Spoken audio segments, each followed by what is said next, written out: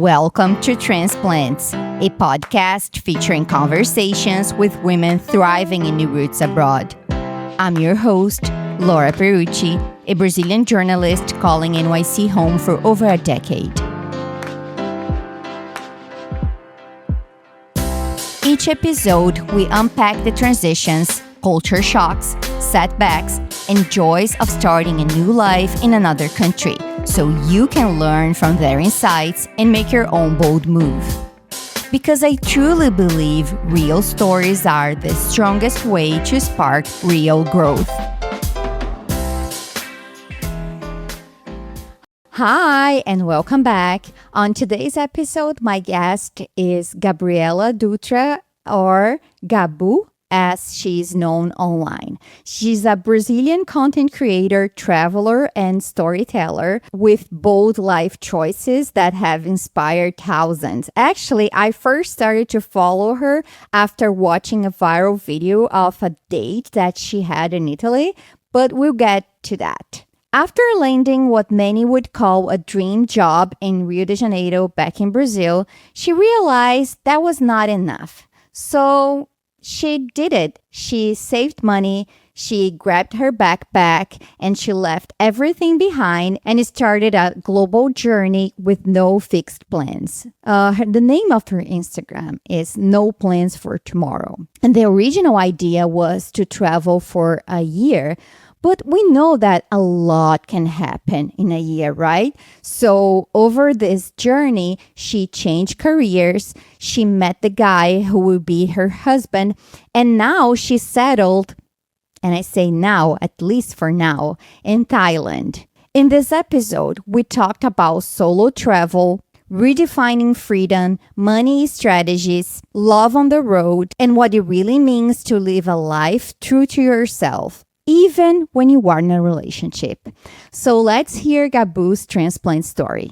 Hi, Gabu. Welcome to the show, and thank you so much for being here. I'm so excited to talk to you. Hi, Laura. Thank you for inviting me. I'm super excited about this conversation of today. Let's start from the beginning. I know you graduated in fashion in 2018, and you landed what many would call a dream job in Rio de Janeiro as a fashion designer. But at some point, something shifted and you decided you would leave everything behind to explore the world. And I know that the moment that you took the decision to actually leave Brazil, you took some time. You went back to your mom's house to save money. So I guess my question would be, where did that idea come from? And what do you think that triggered you to do this, to have this desire to step away from everything you had built?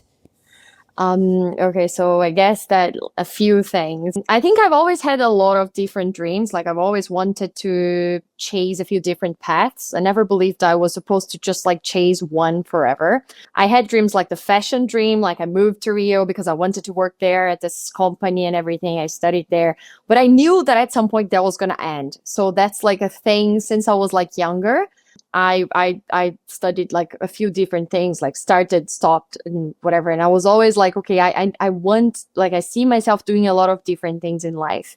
So I think that that's like a little bit of a trigger already, right? Like this, like a kind of like background, like way of seeing the world. And when I was younger, like when I was, I don't know, like 15 or 16, like I used to read this blog, this Brazilian blog that they would talk about like different ways of living. And I found this blog that was telling the story of these people that were living in Hawaii and planting, like growing pineapple in exchange of like food and accommodation. That's like the famous volunteering, work exchange basically. So when I read that, I was like, one day I have to do this. And like, I remember that I used to talk about this with my boyfriend back then. Like I would tell him like, one day we have to go like grow pineapples in Hawaii, right? Like, I think that like whenever I was in this company working for a few years and I was like happy, but I started like seeing my future and it felt like very predictable somehow. Like I started asking myself, like, when is the moment that like I'll be like drawing the line, okay, like that's it. Now it's time to change. Like now I want to follow other dreams and and other paths. I started thinking about the pineapples in Hawaii and all this other stuff that I had in my mind.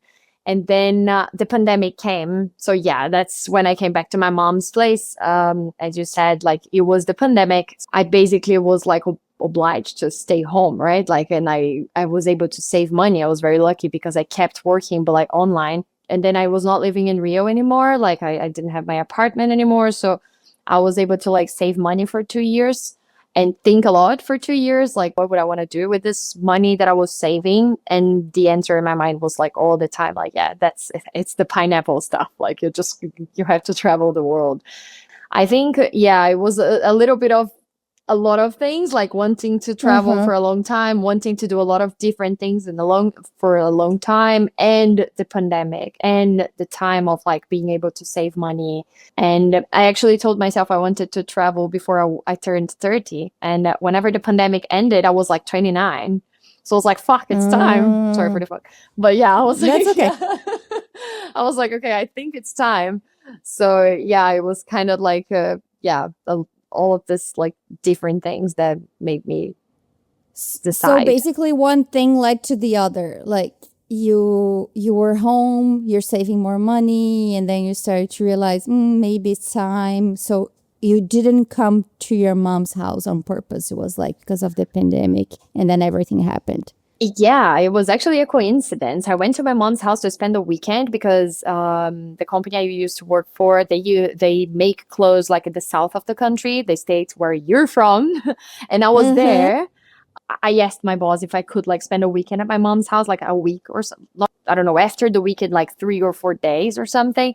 And she was like, yeah, of course, you go. Like, we're kind of close already. So I got a bus. I went to my mom's house to spend like the weekend plus a few working days working there, like online. And since I had like a lot of working stuff with me because I was on a working trip before, like the working laptop and everything, like whenever it was like time to go back, my boss called me and she was like, we're all going home, don't come back to Rio tomorrow, like stay there. So it was like completely Wow. like not planned. It was just like the universe said like, girl, you're gonna go back home now. Like you're supposed to do that. Oh, okay. And so, just to give some context to people that are listening, like Rio is a big city, and you are like from the south of Brazil. Your city, it's not small, but not super big, right? Yeah, it's quite small. I mean, we're like I mean, not even 500,000 people. my city has 7,000 people. So every time people say it's a small town, I'm like, girl, it's not. Okay, yeah, in comparison, definitely not. Big city Yes. girl.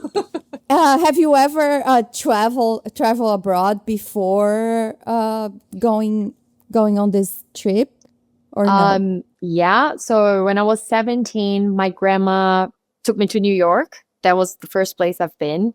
Like my grandmother, it's like one of these women like I always wanted to be like she travels the world and she's like independent and yeah, she's like zero grandmother. She's just like an independent woman. And yeah, so she took me to New York with her.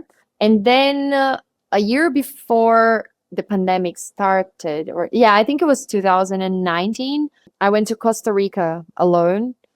It was like Uh-huh. vacation, like from like work. And then I had like 10 days or something. And then none of my friends were on vacation. No one could travel with me. So I was like, okay, so I'm going alone. And then then I went to Costa Rica. I rented a car in the big city and I did like the whole country in 10 days, like driving around. And then I met a lot of travelers that were traveling in the long term. And I was like, like, so that's also a little bit of the trigger. Like, Okay. yeah, Nice. And I love the fact that your grandma is like that.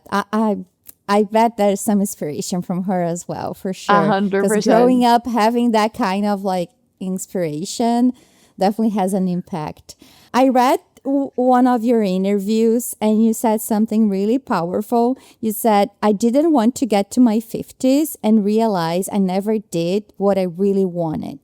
Can you unpack that for us? Like, what were the rules that you felt pressure to follow, and how did you begin to question or break away from these rules?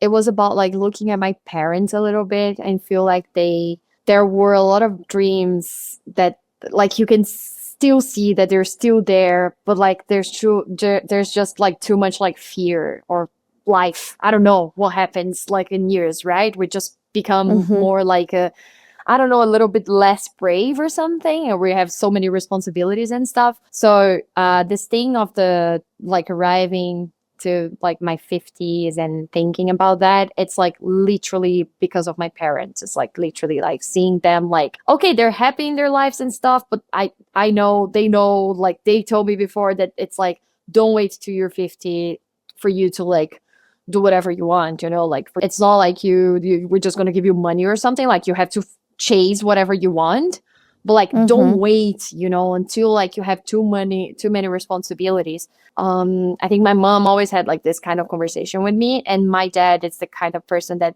doesn't really has the conversation, but I see in his eyes like I kind of let some dreams like Mm-hmm. go away or whatever.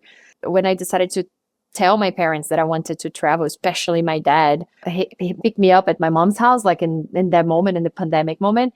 We went like for a drive and we were like talking, and I was like, "Sir, I'm gonna quit my job. Like I'm saving money. I'm gonna travel." And he was like, "What?" He was like very like scared in the beginning, like, "Are you sure about that? Like you moved to another city because you wanted to work at this place, because you wanted to work with this, and now that you just got it, like I don't know, 2-3 years ago, you already want to quit. That's not like how life is," and blah blah blah. I told him this phrase. I was like, that I just don't want to turn like 50 like tomorrow and realize like I didn't chase my dreams. Like I've got to be brave. Like that's what I have to do, right? And whenever I said Mm-hmm. that, he was like, okay, you 100% have my support. Because it was like a little bit like, oh, like I touched his wound, right? Like how we say in Mm-hmm. Portuguese. So yeah. Where do you think your curiosity to explore other places came from? And also, like, if you ever felt insecure about doing this on your own, especially as a woman traveling solo, because I imagine a lot of women that are listening can relate to that kind of like fear, you know? I think I tried to prepare myself reading a lot about it, like finding like tips online, like what are the safe places and stuff. So like my plan when I started traveling was like starting from Europe. I wanted to do Europe and Asia. And I wanted to start from Europe because in theory it would be like safer and more like, you know, like open-minded or something. Mm-hmm. In the end, I didn't come to Asia. Now I'm in Asia, but like yeah, in those years traveling, I did Europe and Africa. But always like before choosing a country, I would like Google a little bit about it, like read some stuff. So for example, I would never go into a place like a city and then I get like drunk at a bar or something, and then I like come back to my hostel like drunk in the middle of the night. I always like kept my guard up. So I think that Mm-hmm. that's like one of the things that I decided, because of course, yeah, we have fear, right? We hear all the stories and we know it's like not easy for us out there, but that never made me like say like, okay, I'm not going to do it. It just made me say like, okay, how am I going to be able to do it and stay safe? Like what can I do to be able to stay safe in these places? How not to put myself in this position of like, you know, like needing help or Mm-hmm. whatever. And about the question you did before of like the Mm-hmm. The curiosity. places, yeah, like where did it come from, right? Like that's Mm-hmm. a very funny question. I don't know, like I don't know like where it started, or like that's a I very guess from the funny, very pineapples. probably it's funny because like nowadays it's been like 3 years, right, since I started traveling. Mm-hmm. And nowadays sometimes I realize some stuff, like I have a tattoo on my rib, on my right ribs, that it says "On the Road," which is like the book of Jack Kerouac, the American writer. It was like my obsession, this book, when I was a teenager. Basically, in this book, he tells his stories of like 7 years of travel around America in a very like no plans kind of way. And I loved, like, this is like one of my favorite books, like for since forever. So I think it was just like always there somehow, but I didn't even know. Like, Mm-hmm. yeah, I Mm-hmm. realized like later. I put the pieces together later. So like, yeah, I think the Yeah. curiosity and the will, they were always there somehow. I always think very interesting looking back at our lives and realize how small things had some impact in our decisions, but we can only realize that after we took those decisions. But I guess it's more about like learning about our influences. And I guess you had a lot of influences that led to your decision. It was not just one day I wake up and decided, oh, let me just travel. But it's nice to understand where the inspiration come from. Before I get to the next question, you mentioned this book. So you have this, your Instagram is No Plans for Tomorrow. And you just mentioned that this guy was traveling with no plans. Where does that come from? This like, I don't want to have plans. Where does this like rebel quote come from? No, like you totally got it right. It is a rebel thing. The idea was to do like something very like out of the book, right? Like out of the what would be the ideal for me to do, right? Like my plan was to break up with plans. Whenever I would tell people like, I'm gonna backpack for a year, a sabbatical, whatever, people would say like, really? Oh my God, you're so brave, blah, blah, blah. What's the route? What is the path? And I'm like, I don't know. The plan is not to have a plan. So this would be like my motto for a while. I would say that a lot of times. So whenever I started thinking about the name of like the Instagram that was supposed to be a blog, that didn't become a blog, whatever. But yeah, I just thought about it. Like I came back to this phrase, and then instead of calling like the plan is not to have a plan, yeah, I called it like no plans for tomorrow. So yeah, it's so funny that you say that because my husband another day came with this like the plan is not to have a plan and be okay with that. And be okay with that because that's another thing, another level. That's the challenge. Yeah. Yes, exactly. Not having a plan, it's easy. Being okay with that is the hard part. But since we're talking about plans or not having plans, I know that you had like, let's say, a strategy or plan regarding money. Because when you started to travel, you had saved some money. But you're not making new money on the beginning. So how did you plan that financially? I know that you had this strategy. You went from saving to volunteering, then freelancing, and eventually you built a presence on social media. But how did you do that? It was not planned. I mean, the social media part and stuff. So the idea in the beginning was 1 year traveling. I'm going to save as much money as I can in this 2 years. So I don't know how much am I going to have, but that's the money I'm going to travel with whenever the pandemic ends.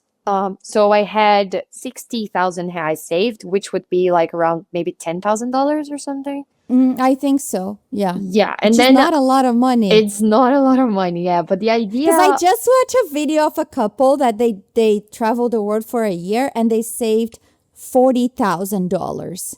Oh my God. 2 people 1 year. And they were struggling.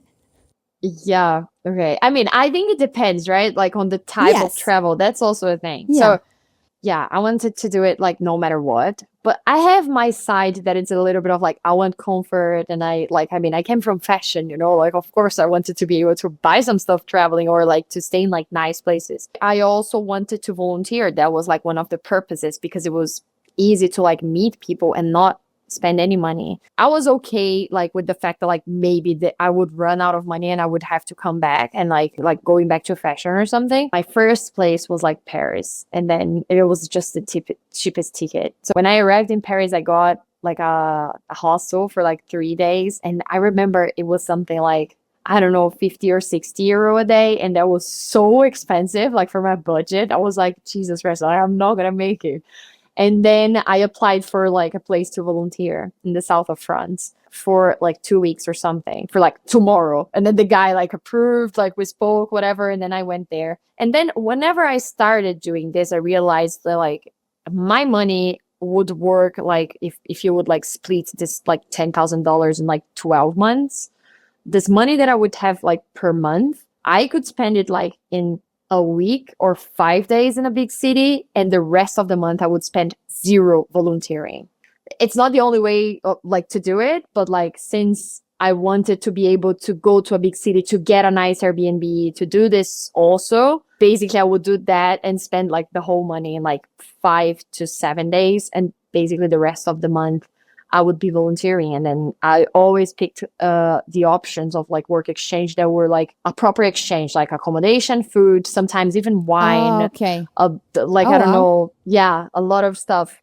At some point, I went to Iceland and then I spent $200 in a month in Iceland, which is like one of the most expensive countries in the world. I don't Exactly. know. Yeah, but basically, Yeah. like I hitchhiked, I volunteered in 2 different places, and then I think I spent $200 with like 3 times I went to a bar, and once I went to do the groceries because I was like in this little house for like the weekend or something. So that's nice. So basically, with the volunteering, you're covering food and a place to stay, and the rest is like whatever you want to spend. But if you don't want to spend, you don't spend. That's a good Yeah. strategy. And you mentioned something about comfort. And I actually have a question about that because some people assume that living abroad full time or traveling the world full time means giving things up. Did you actually lower your standard of living, or you just change what quality of life means for you? Definitely option two. When I used to live in Rio, like I had a very tough routine of like, okay, going to the university in the morning and then getting a bus and staying in traffic for a long time to get to my job. And then whenever the university ended, like just doing the job thing and arriving in the end of the day after like extra like working hours, super tired. And then like I need to like order food or like, go to a nice place because I want to like make myself comfortable. I don't know, give it back since I was like taking it away, like in the tough day by day, toxic boss, whatever. When I started traveling, I just understood that, like, I was not like, not harming myself, but like, I was not like putting myself in a tough lifestyle that 90% of us has anymore, at least for a year. I was always like doing stuff for me. I was always doing whatever I wanted. So like buying, like necessarily like spending money on stuff, it was not like so needed because the cycle kind of broke somehow. And also like Mm-hmm. I was volunteering like in amazing places. I always picked like nice places. An example, this moment I was like volunteering at like this house we were building a house in the south of Italy. A lot of people volunteering there, like in the middle of like the olive trees and stuff. It was beautiful, but it was like kind of in the middle of nowhere. And we had like a place to exercise, a swimming pool. Like we could cook whatever we wanted. We would just like make a list, and the host would like buy whatever we wanted, including all the Italian goodies. And like we would like cook and hang out, like and stay there and go for like to like cycle around. And then I didn't even have the need to like spend money or something, or like there was no lack of something because it was just like where I was, how I was, like that was the reality. And it was so incredible. It looked like a movie. Like I really didn't need to think about like, oh my God, now I live like here out of a bag. Yeah, maybe the space could be a thing because whenever you see some nice stuff, like some cute like potteries or rugs or whatever, it doesn't fit in your backpack. So maybe that's the only part that like it was sometimes like, oh, shame, I cannot buy this because I don't have where to carry it. Like it doesn't make sense. Mm-hmm. But the rest, it just like I changed the context. So it just didn't make sense anymore. Like all of those stuff that would make sense in my past life. Yeah, I guess when we step out from the distractions from the modern world, they're usually always saying to us like, buy, buy, buy, you have to have this, and that. And then you step out of that and you have like this amazing adventures, experiences that you're living.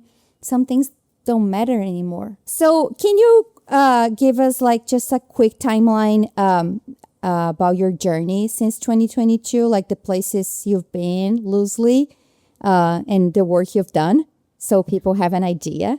Okay, so first France, Paris, and then volunteering in a mansion in the south of France. After that, I got a ride with some girls that were volunteering with me. They had a car, they were German, and they were going to Munich. They offered me, and I was like, okay, why not? So I went to Germany. Munich for a few days. Then these girls, they needed their car to go back to Berlin, but they were going to London. So they just handed me the keys and they were like, can you please drive the car back to Berlin? And I love to drive. So I was like, yes. And on the way to Berlin, I texted a friend that lives there with his boyfriend. And I was like, can I stay for like a week or something? Then I got a train to Italy, Verona for a few days as a tourist, and then Napoli for a few days as a tourist. I went to volunteer in the south of Italy, in Puglia. After that, I volunteered in another place in Italy for a week in Salerno. After that, I flew with Antonio, which is now my husband. We already met by then, so it was his vacation time. We went together to Budapest for a week.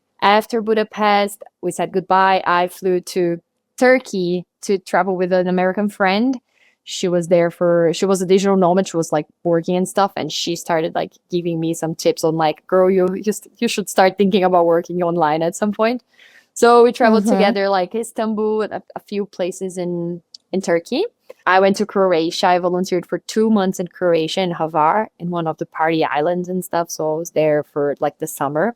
Egypt. I went to Egypt for 1 month, volunteered there also in the coast. And then I went to Cairo for like 3 days.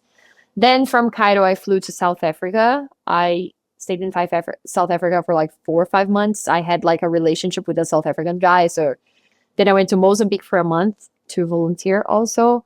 Came back to South Africa, volunteered for a month. I left to England, then stayed in London for a few days, like at a hostel or something. Found a super cheap ticket to Iceland. Got a bus to Scotland, spent like 2 days in Edinburgh. Then I flew the ticket, like the 50 € ticket to Iceland was from Edinburgh. So then stayed in Iceland for a month, volunteering, always very important. And then I flew to Sicily. I volunteered in Sicily for a month. Then I went back to Napoli, met Antonio again. Then we were together just like there for some time. And that's that in this moment I was already an influencer. So like, I was a content creator. So I was starting to work and stuff. So I got some partnerships in Egypt where I volunteered a year before. So I went back to Egypt for a month. I traveled around there. And then after that, I went back to Brazil. And then, after 2 months in Brazil, Antonio quit his job, started traveling with me. So, but then, that's another part of the, Yeah. of the, Oh my God, girl. So many places. yeah, I was right. like, That's oh, slow wow. travel. Yeah. Crazy. Yeah. And now that you mention Antonio, I want to talk about dating. Because I'm trying to figure out what is like to date when you are living without a fixed address or routine. So when you decided, okay, let me just open this dating app, what are you looking for in that phase of your life? What Very good led you to question. do that?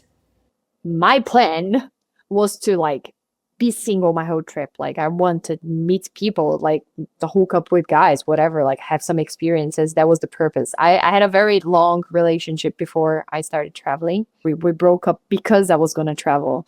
So my plan was to like really be alone, but I wanted experiences too. I wanted to like meet other guys that like grew up in different contexts, different cultures and stuff. Right in the beginning of my trip in Berlin, I met like a Mexican guy. We had a thing, whatever. And then after that was Italy. And when I was in Napoli, I think I got an Airbnb for like 5 days or something. And there was like this like meme thing, right? Like that, like how is Tinder in Italy, right? Like that you open, you probably saw one of these videos, like Yes. people are like, oh my God. So that was like the trigger. I Like was a like, fashion catalog. exactly. And I was like, well, since I'm here, like I'm supposed to have experiences, right? Like, and I would love to It's get part like of the experience. right? Yeah. Like a It's cultural exchange. cultural exchange. Exactly. Yeah, but I hated the app though. Like it was not like people show. I think I was like not in the right place or something. It was like horrible. So I closed it. I deleted it. But my Instagram, like whenever I did my profile, my Instagram was there. A few guys reached out to me on Instagram after, and Antonio was one of these guys. So it was like we never Oh, actually matched. interesting. You said that you had a relationship with this guy in South Africa. You even lived together for a while, but you guys ended things when you realized that you were not aligned. And I think that's a hard call to make when you have feelings for the person. How did you navigate that? And how do you put yourself first when passion pulls you in a different direction? Oh. Because I know Um, that you had like a broken heart. I guess you talk yeah. about in some of your videos. So I guess it was not that easy to let that guy in.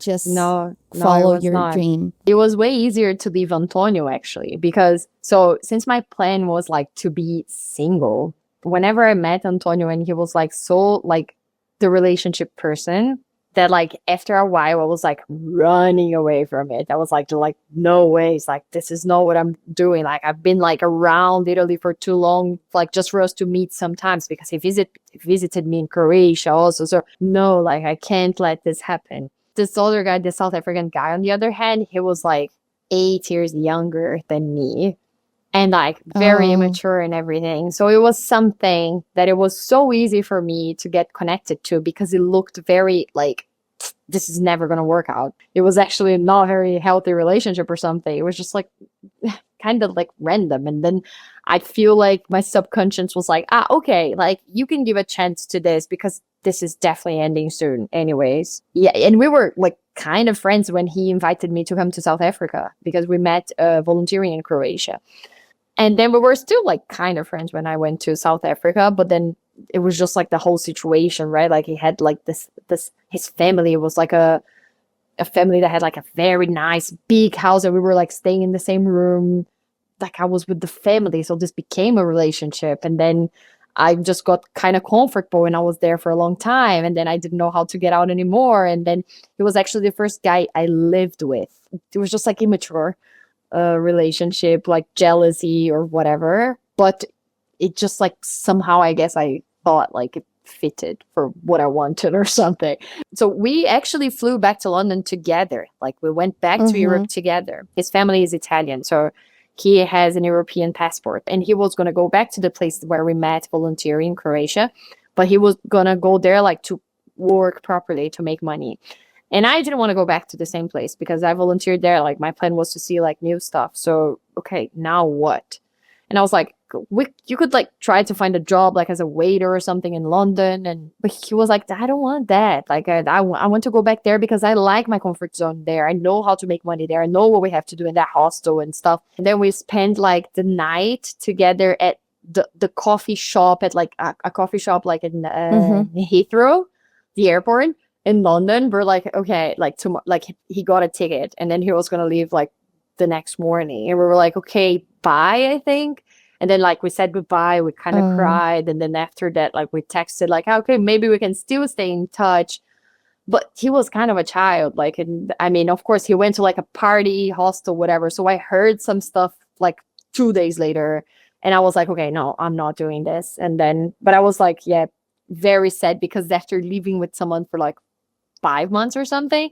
It was very like yeah. difficult. Okay, but I mean, long story short, you now with Antonio, you guys got married. I mean, your story was your story led a lot of people to your profile. That's how I found Gabu's profile on Instagram because it was like I was in a date in Italy, and then it was this story about how she met this guy. But I guess my question is what was different with Antonio? What made you feel like he was the one that you wanted to invest your time and your Um, energy and your love? they're like the basic stuff, like attractive, good connection, this kind of stuff, Yeah, obviously. But I think that one of the things, like very important things, was like he was very supportive. The kind of person like it doesn't matter if it's hurting that you're leaving, but if you're gonna be happy you're leaving, like leave, and I find you whatever you go. Like so, I think like this was one of the things that in he the let you moment, be what you're supposed to be. yeah, 100%. And after that, whenever we met again after a little bit more than a year, and then I was a little bit more prepared to have a mature relationship. Yeah, we decided to see each other together to like, okay, let's see what happens. And it was like, it's not gonna be like, let's see what happens, right? Like we're gonna be in love as soon as like we see each other again. And I was like, I don't know. And he was like, I know. But he was also like very brave. The fact that like he quit his job to like travel with me. His family was like shocked. Like, really? Is the girl that broke your heart last year, that you were like completely broken because of her, now she's back for like 5 minutes and you're quitting your job to travel with her? Like, how do you know she's just not going to break up with you again, like in 5 minutes from now? Like, I did this once. Like, now I'm going to be brave and I'm just going to follow her. And we're going to do stuff together. We're going to work together. We have plans for this and that. So he was very brave. So I think that these two things, like, he never asked me to stop. He quit his job to come with me. So I think that was like a big green flag for me, because it's like, yeah, like I don't want someone to tell me what to do. And if they want to be with me, they're going to come. I don't have to always be the one coming. It's so nice to hear more details about it, because internet gives this impression that we know everything about that person, especially because not that I had that impression, but you transform your story in this beautiful storytelling online, and people are like rooting for you guys to be together. And you think that you have the whole picture, but there's so many other things that you capture to yourself, and I think that's important too. And now you're married and living in Thailand. I know that at least for a year, and you've always been, and you are very vocal about your love for freedom, solo dates, and individuality. I mean, your profile says it all, no plans for tomorrow. And I know these are still your values. What I wanted to talk to you about is the fact that more people need to know that being in a relationship doesn't mean letting your individuality aside. Why is that so important? And what's your message for women who think that marriage or even a relationship has to mean losing yourself? I think we were kind of like raised for that. I feel like in a lot of moments, our partners are not even asking us to change, but we kind of change because we feel like we're supposed to. I grew up saying like, I'm going to be a single girl forever. Like, I'm going to have a lot of relationships, but I'm not going to be the person that is going to like deeply commit with someone because I want to be, I want to be myself. I want to be like my grandma or whatever. Of course, obviously, like Freud can explain that. My parents are divorced since I was like 9. So, of course, I grew up seeing my mom like an independent woman, like solo. So that was like what I wanted to go for. I was able to like break up with this idea whenever I found someone that was not going to like cut my wings, like someone that was going to like support me no matter what. Antonio is a very wise person, and his big pillar, it's like relationship. Like, he's very good in relationship with people in general. Like, he understands what's behind, why people are acting like that. And he was always very supportive about that. Like, yeah, you have to do your solo trips. You have to do this and that alone and whatever. And sometimes I get myself like pleasing somehow or explaining some stuff that he never asked me to. And then sometimes like he tells me, he is always like, Gabby, but like, are you feeling a little bit trapped or something? Like, go travel alone. You remember that's what you like to do. So go. Like, it's so he reminds me of that sometimes. Being in a relationship that like really allows me to be my solo version, like 100%, reminds me of this thing that like sometimes we just do that. We just like kind of adapt, right? Like we stop like following our dreams because what if our partner gets sad because whatever, or you have your own dreams, and it's not because you're like with someone that you should do everything together and like you don't have the pleasure on your own company or something. Also because you never know whenever things are going to change, like whenever like something could change, something could happen somehow, like maybe one day you're gonna be alone, and then what, like then that's hell, like because you don't know how to be with yourself. This is like one of the keys. Even like we like get stuck in so many like super toxic relationships somehow because we feel like we need the other, right? Like we don't know how to be alone. It's better with them than without them, right? So I feel like we grew up like hearing this kind of story, this kind of like this speech like just makes sense to us. And we're like, it's okay if you're in a relationship that you're always like just changing yourself a little bit, right? And at some point you don't recognize yourself anymore. I think it's a lot of like therapy and like very important to always have like open conversation with the other, with your partner. Like, You traveled for a while by yourself and you traveled with Antonio, and now you guys are settling a little for a little in Thailand. Why Thailand? Because I also know that you said that it was a country that I'm never going to visit. And now you're living in Thailand and you're planning to stay for a year. Guess now I can say that we can say that you are living abroad. You're not just traveling full time. But can you share a little bit about that decision? yeah, again, not planned. It was like, so we were in Italy and we decided to come to Asia. It would be like my first time in Asia. And Antonio, like he has been to Japan, like has like big holidays thing. And Antonio wanted to start in Thailand because he trained like Muay Thai before and he was like so into the idea of Thailand. But Thailand is a very touristic place. And what did I know about Thailand before? Like it's a place that everyone goes to whenever they go to Asia. Because I'm always talking about like have like a more like local experience or something. And of course that in places that the tourism it's like too strong, it's like very difficult to break that barrier. Yeah, whenever he said that, I was like, no, like we have to start from somewhere else. We can go to Thailand after, but we need to start from, I don't know, another place.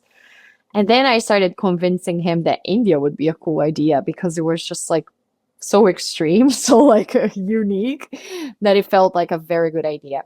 And it actually was in the beginning, like it was very cool. Like we ended up going to India. We spent a month in the south and then the second month, it's when we did the rickshaw run, which is basically getting a tuk-tuk and driving like 3,000 kilometers in like 2 weeks.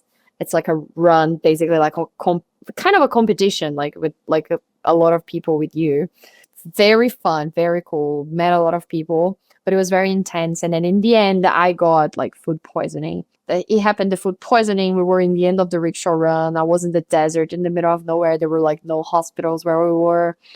And I felt very, very bad. Yeah, I felt super bad. So I was like, and then it gave me a little bit of anxiety. Like, fuck, like there's no hospitals. Like, what if I like need something?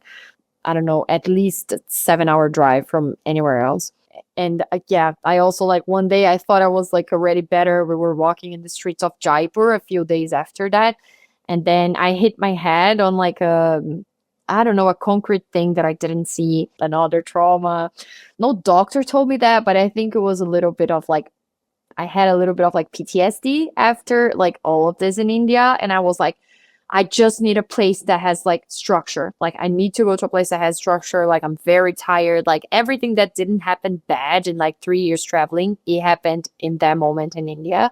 Whenever you are a traveler and you depend on your health to be able to be like to move, right? Like yeah, like whenever Antonio started with the idea of Thailand again, and then I checked on Google, right? Like I don't know, places with a structure, like places that have like I don't know that they are not expensive in Asia, but they have like they eat meat also because like in India, I like not eating meat alive. I didn't eat meat for like 2 years. Now I do, but I like the possibility of choosing and then like not having the possibility of eating when you want. That was very difficult too. So there were like a few things that we wanted to like check on the list, right? Like, okay, let's go to this place where we're going to rest for like 3 months. And then whenever we decided it was going to be Chiang Mai, we were on the train coming from Bangkok to Chiang Mai. We were just like checking on places to rent for like 3 months. And then we saw that it would make so much more sense to rent a place for a year, like price wise. And like, and then we were talking, we were just like, you know what? It's like having a place like whenever you want to travel, you're traveling because you're like close to the hub of Asia, right? Like Bangkok. So you can just like travel anywhere, but it's like you have a basis for a while. We can like focus on like work, having a routine, exercises, because like not exercising for the last 3 years took me to like, right? Like I was like very weak and stuff just happened like this. And then I love Thailand right now. And how is your relationship with Brazil these days after traveling for so long and now like kind of establishing a home in Thailand? I feel that like right now it's better. Like it's the first time I actually miss home sometimes. Like, but the first times like when I came back to Brazil for the first time after 1.5 years and stuff, it was always difficult because I feel like staying a while abroad, like traveling or as an immigrant or whatever, like it just changes you a lot, right? Like, and then I don't know, for me, like as a person that was like traveling and seeing a lot of stuff and so much like changed in me. And then whenever I came back, it felt like everything was the same. And that was like so Mm-hmm. weird to me. You probably relate to that, right? Like it's difficult Yeah. to come back sometimes. Like Do you like to be like different? I like that feeling when I am not only like here, what I call home today, but when I travel, I kind of like this place that you hiding yourself. Cause like in Brazil, everybody understands you. You know everything. It's different. Not saying this from a place of like bad judgment or saying that people, you know what I mean?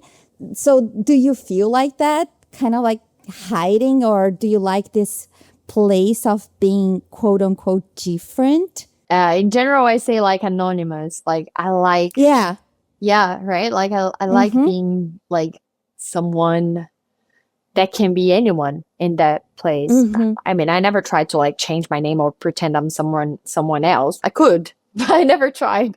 But like just the fact that you know you can if you want, like you can like it's just very different, I feel. Yeah, whenever we go back home it's just so weird because yeah, exactly like you are already like that version that everyone kind of know.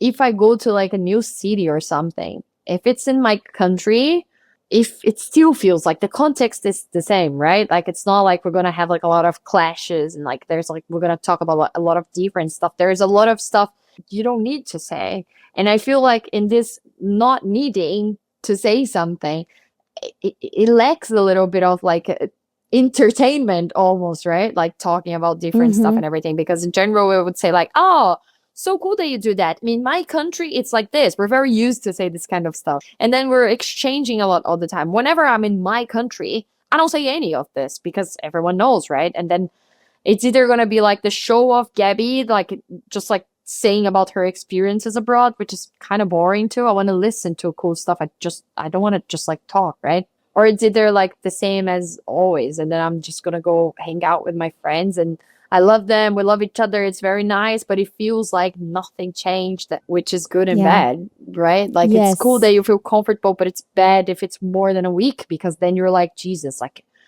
that's it, right? Like, where do I belong in the world? I don't belong here, but I belong here whenever I'm outside of this place. I miss it here, so it's a very weird relationship. Yeah, and the memories as well. Sometimes the memories that I have from the past are so strong, and it's not a place, I mean, it's vacation, but it doesn't feel like vacation because unless you are exploring another place in the country, another state, another city, everything looks familiar. Not that it's a bad thing, but it's a feeling hard to explain. So I totally understand. And this video that I mentioned, this couple that was traveling for a year, they did a documentary after the trip ended. It's over an hour video on YouTube. And at the end, when they got back, the guy said something like, "The truth is that nobody cares about your trips." And that was like, yeah, that's true. No, nobody cares about your life. That's true. And also another thing that I watch these days about living abroad is that you're not the person that you used to be when you decided to leave. You're not that person anymore, and you get back, and some things are the same, but you're not that same person anymore. So it's hard. It's very hard. I always feel like when I'm there, I want to go back home, what I call home today, but at the same time, I feel guilty, and I want to stay. It's a very confusing feeling. My therapist, it's like yeah, the whole company where my therapist works is just like therapists that work with people that live abroad.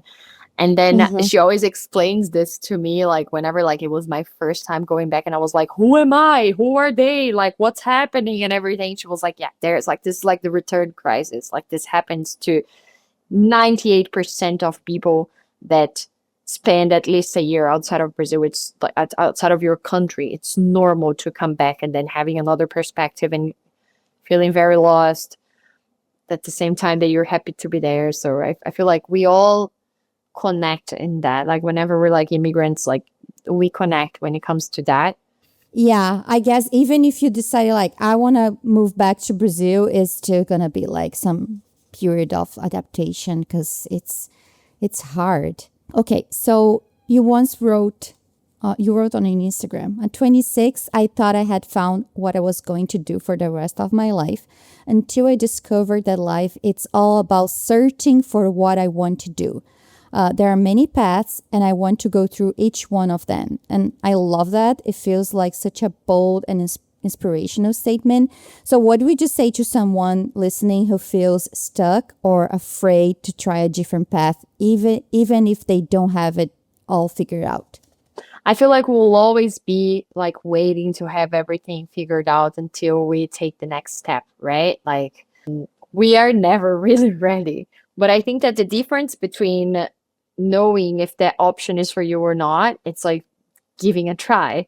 So if you never try it, if you always think you're not ready, you're never going to be able to like know if that was even like for you or not. I think that's one of the reasons why I believe that like there's not just one path. I think there's like a lot of possibilities of you being happy in a lot of different scenarios. But if you feel like if your heart shows you that like you should try this, then you should try this, right? Like try to make your path, save the money, or I don't know, like quit the job or whatever, open the studio or whatever is the thing that you like feel like you should do. Because yeah, we all feel lost, and I don't think there's a right path, but it's like the one that makes sense for you in that moment. How has this experience of traveling and now living abroad shaped who you are? What parts of your personality do you feel that have shifted the most? Oh my Who god. was Gabu before this process, this journey, and who is she now? Can you see like a before and after? Yeah, 100%. I feel like before I was like trying to prove a lot of stuff. That was one of the things. I was trying to prove to people that I could be different, that I could be rebel or whatever, that I was the owner of my own life or something, like if that's even a phrase. At some point, whenever I like started doing it, I feel like I don't have to prove that much anymore. What the guy said on the YouTube video that you were watching, right? Like no one really cares. And like at some point you just understand, like it doesn't matter. Like if you quit your job, travel the world, find an Italian guy, like become a content creator and whatever, like it doesn't really changes no one's life but yours, right? Like it's about your life. So I feel like I learned that a lot. It's like much more about like me than trying to like what makes me happy than trying to prove others that like I can or I can't do this or that. I'm still the same rebel girl, but I think I'm just like not trying so hard. That's nice. Yeah, I feel like Yeah. this would be like the biggest thing. And I feel that like now I accept more also the things that happen, like the things that just show to my on my path. Like for example, I always wanted to be single and now I have a husband. Thought I would never stop. I would like keep traveling, and then out of nowhere because something that happened in India, I feel good that I stopped for a little while, even though it's very far, it's very different here, but like I stopped for a while. So I feel like I'm more able to like accept whatever things happen and not like force all the time. Like, no, I have to keep going. I have to keep doing it, you know? So before we finish this episode, can you tell people where they can find you? Yeah, so basically on Instagram, at no plans for TMR, the wrong abbreviation for tomorrow. And also the same one on TikTok and on YouTube, the social media that I've been posting now, but much more often on Instagram. So I'm going to include all those informations on the description of the podcast. And although her content is in Portuguese, as you can probably noticed she speaks English, so feel free to send her a message if you listen to this podcast. So I just want to say thank you so much for your time and for sharing your story. It was really, really inspiring, and I hope this can inspire other women that are listening to chase their dreams and go for the things that they really wanted, but they are feeling like afraid or I cannot do it. Like, you can do it. You're not going to be 100%, right? Yeah, But you that's need it. to have more than 50. I think that's enough. Yeah, that's it. As long as you don't arrive at your 50s and you're like kind of sad thinking you didn't follow your path, like, you're good. Yeah. That's it. Thank you so much, Laura. I loved this conversation. It was very, very nice. I'm glad. I'm so glad. So please send your comments to me and to Gabu, and we will talk again soon. Bye. Bye. I really hope you guys enjoyed this episode. I'm going to link Gabu's social channels in the description below. So please make sure to follow her, send her a message, and also check our links as well. We really need your support. We really need you to follow the podcast on Spotify, rate us, and also subscribe to our YouTube channel, because these small steps can help us a lot to spread the word about the show and help us to spread the word about these amazing stories. And also, please send me a message if you know a woman living abroad with a bold and inspiring story, or if you are a woman living abroad with a bold and inspiring story. I'm always on the hunt for new stories and new guests for the podcast. And that's it. Thank you so much for being here. Until next time. Bye.